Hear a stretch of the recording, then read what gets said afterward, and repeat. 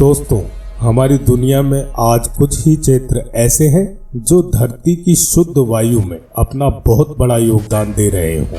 और अगर बात की जाए ऑक्सीजन के सबसे बड़े उत्पादक की, तो अमेज़न के जंगलों का नाम सबसे ऊपर आएगा। और ऐसा इसलिए क्योंकि अमेज़न न सिर्फ दुनिया के सबसे बड़े रेन फॉरेस्ट में शामिल है, बल्कि इसलिए भी क्योंकि अमेज़न में मौजूद पेड़ और पौधे ऑक्सीजन की ज्यादा से ज्यादा मात्रा को वातावरण में रिलीज करते हैं, जिसके कारण ये जंगल वायुमंडल के लिए और अधिक फायदेमंद हो जाते हैं। लेकिन दोस्तों, क्या आपको पता है, आज से करोड़ साल पहले हुई एक तबाही ने जहां एक ओर धरती से करीब सभी जीवों का नाश कर दिया था, तो वहीं दूसरी ओर आज इंसानों के लिए सबसे बड़े वरदान के रूप में जो अमेज़न के जंगल खड़े हैं, वो उसी तबाही का नतीजा है।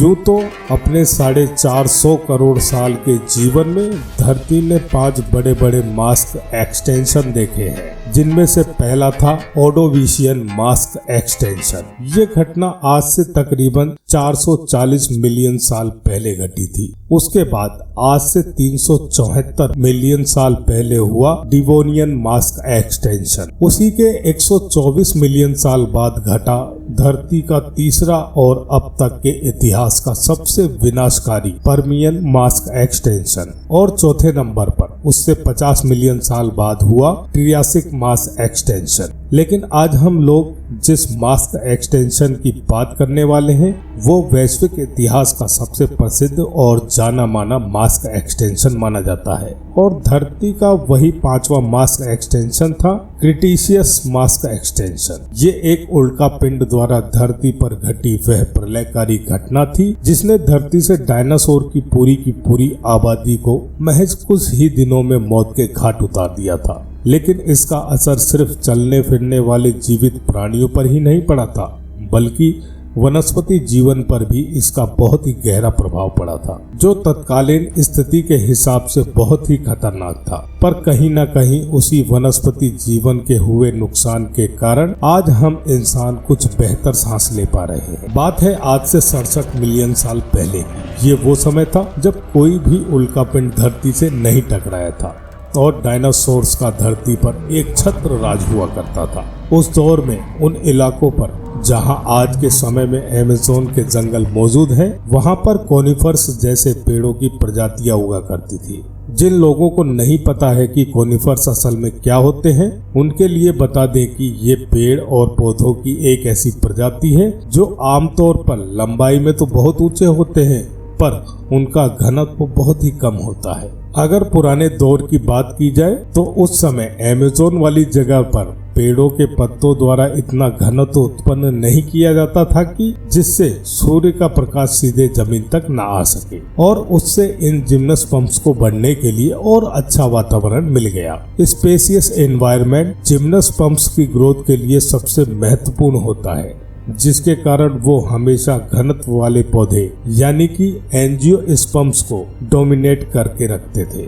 ऊपर से डायनासोर्स की उपस्थिति में अगर कभी ऐसा मौका आया हो कि एंजियोस्पर्म्स को डोमिनेट करने का मौका उन्हें मिला हो, तो उन विशालकाय जीवों की उपस्थिति में ऐसा कभी भी संभव नहीं हो पाया, क्योंकि कारण साफ था, जब भी घनत्व वाले पेड़ पौधे ज्यादा बढ़ने लगते थे तो अपनी भारी डाइट के कारण शाकाहारी डायनासोर्स उन घनत्व वाले पेड़ पौधों को ही खाने लगते थे, जिससे ना तो उन्हें बढ़ने के लिए जरूरी वक्त मिल पाता और ना ही वातावरण। लेकिन ये सभी परिस्थितियां उस वक्त एक झटके में बदल गई जब धरती पर एक 12 किलोमीटर की चौड़ाई वाला उल्कापिंड गिरा, क्योंकि जैसे ही वो उल्कापिंड धरती की सतह से टकराया, संपूर्ण संसार में मानो जैसे रेडिएशन और धूल की ऐसी सुनामी आ गई जो शायद ही जीवन की शुरुआत के बाद किसी जीवित प्राणी ने देखी होगी। इसके अलावा पूरी दुनिया भर में शॉक वेव्स की वजह से ऐसी सुनामियों का जन्म हुआ जिसको कभी किसी दौर में इंसान ने नहीं देखा होगा। वहीं दूसरी ओर उड़ती हुई धूल के कण धरती के कई कोनों में इतनी मोटी डस्ट की परत के साथ जम गए कि सूर्य की किरणें उन क्षेत्रों में कई सालों तक पड़ी ही नहीं।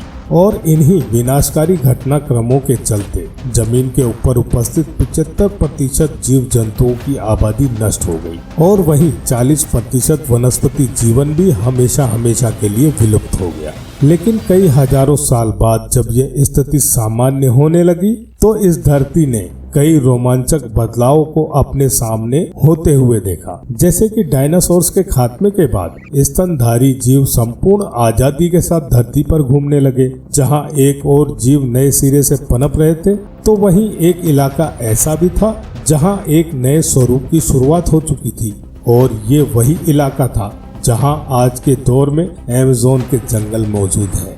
ये वही क्षेत्र है जहां उल्कापिंड के टकराव से पहले कोनिफर्स जिम्नोस्पर्म्स अपना दबदबा बनाकर रखते थे।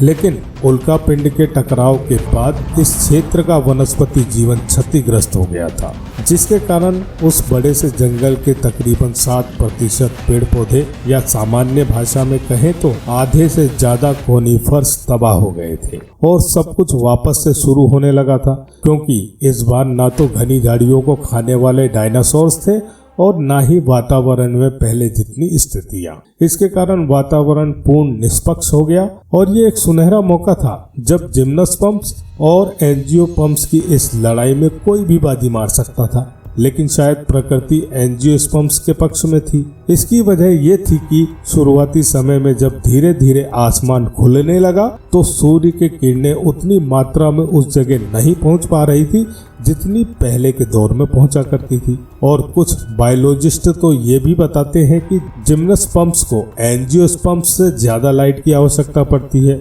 जब इस परिस्थिति में बदलाव आया तो सूर्य की किरणों के अभाव में एंजियोस्पर्म्स की प्रजाति के पेड़ों को उगने का मौका मिल गया और इसी मौके का फायदा उठाते हुए वे सब तेजी के साथ पनपने लगे और महज कुछ ही सालों में उस पूरे क्षेत्र में अपना दबदबा बना लिया। जब स्थितियां वापस से कुछ सालों बाद सामान्य हुई और पर्यावरण ठीक पहले की तरह बन गया, तब भी जिम्नोस्पर्म्स अब अपनी पुरानी वाली डोमिनेशंस को नहीं रिटेन कर पाए और इसके दो कारण रहे।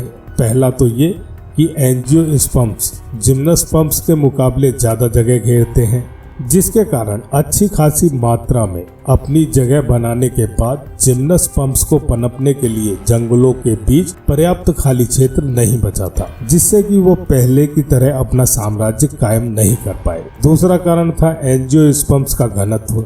जैसा कि मैंने पहले ही आपको बताया था कि जिम्नोस्पर्म्स को एंजियोस्पर्म्स के मुकाबले में ज्यादा सूर्य की रोशनी की आवश्यकता पड़ती है, पर जब जंगलों के बीच यह घनत्व बढ़ता गया तो जमीनी इलाके पर उतनी सूर्य की रोशनी नहीं पहुंच पाई जितनी की जिम्नोस्पर्म्स को पनपने के लिए चाहिए होती है, जो कि एक महत्वपूर्ण कारण था कि क्यों वहां पर परिस्थितियां वापस से आज से करोड़ों साल पहले की तरह नहीं हो पाई। ऊपर से कई सालों तक डायनासोर्स जैसा कोई लंबा और ज्यादा खाने वाला जीव भी धरती पर मौजूद नहीं था, जिसके कारण एंजियोस्पर्म्स के वर्चस्व को ठेस पहुंचाने वाला कोई भी जीव धरती पर कई सालों तक उपस्थित नहीं हो पाया। और एंजियोस्पर्म्स का राज तब तक इतना बढ़ गया था कि आज भी वो विश्व के सबसे बड़े रेन फॉरेस्ट के रूप में विराजमान है।